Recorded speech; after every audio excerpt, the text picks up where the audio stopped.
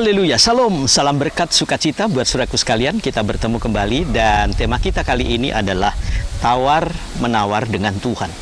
Pertanyaannya adalah, bolehkah kita tawar-menawar dengan Tuhan?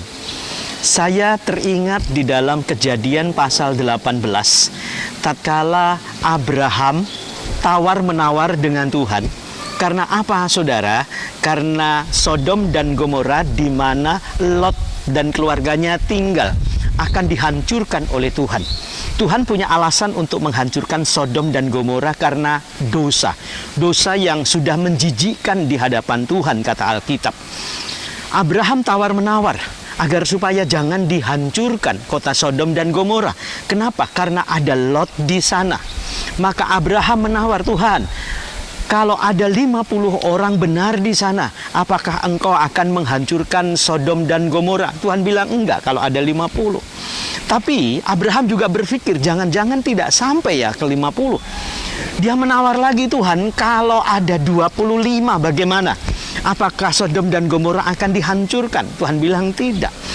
Terus kemudian Abraham berpikir, jangan-jangan tidak lagi ada 25. Gimana Tuhan kalau ada 20? Apakah engkau masih menghancurkan? Ada 10, engkau masih menghancurkan.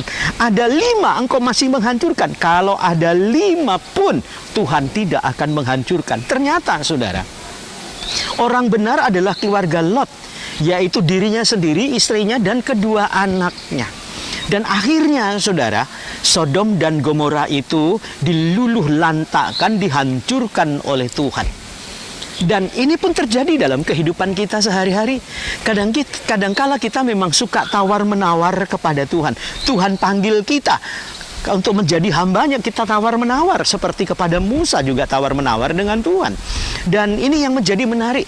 Tatkala kita sedang menghadapi suatu pergumulan hidup, kita dalam kesulitan, kita tawar-menawar dengan Tuhan. Tuhan, kalau saja kesulitan ini berlalu, saya akan sungguh-sungguh untuk mencintai Tuhan.